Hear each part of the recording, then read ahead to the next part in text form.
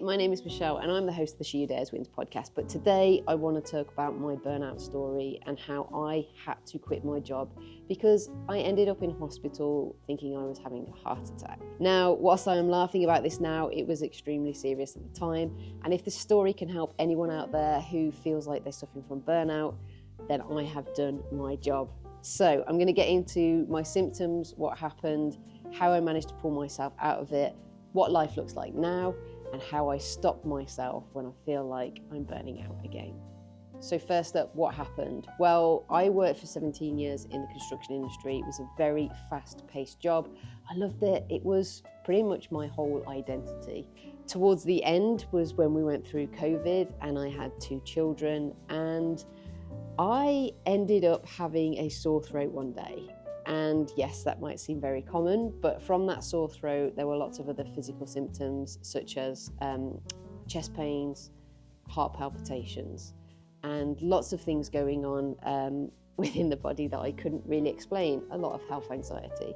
I went through 12 months of testing with doctors, lots of blood tests, lots of tubes down the throat, and an ECG for 48 hours. In the end, what happened was one day I thought I was having a heart attack, and just to give context here, I was 38, quite fit. And in hospital, the doctor asked me one question which kind of blew up my world. And he just said to me, "Can you just tell me what you do?" So I said, well, I'm a mom, post-COVID, I have a business in construction, and I have a podcast and a clothing line. And then explained my day-to-day, and he just nodded as if to say, I think you know what this is. And it was burnout.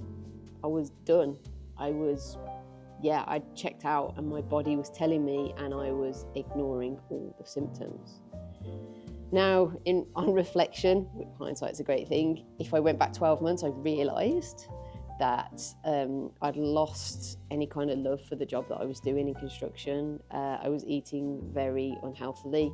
I wasn't exercising, wasn't sleeping that well, and I'd lost any joy that I had in my work. And now, in hindsight, when I hear people talk about burnout and I hear them talk about physical symptoms and what they're going through, and they say it's because they're doing too much.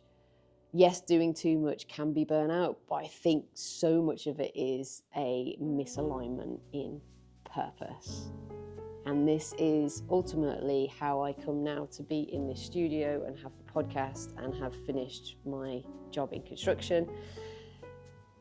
But before that all happened, I had to reassess my daily life and take things right the way back to basics. So how did I get out of burnout? Well, initially I had to look at food. I had to make sure that I was fueling my body with the right food. This makes a lot of sense. I had to make sure I was sleeping, and a third one was exercise. I always say that in a nice little triangle, that if you can get these things like dialed in, then everything else can be built on top of that. So once I had done that and my body felt normal, I decided to withdraw from my job and my world of construction, which I'm going to do another video on because I think it's important to talk about how hard that is when you've done something for so long to just walk away from it. But I had these passions that towards the end of my career in construction, was always doing on the side, and it was just a fun hobby. And actually what that was showing me was that I was misaligned with my purpose, and that's ultimately what caused me to burn out. So I managed to drop down my construction days and then started to really just make a list of the things that were now really important to me, and be a little bit kind to myself in that they had changed. I was not the person who I was in my 30s. I was somebody like early 30s, late 30s now. I was a mom.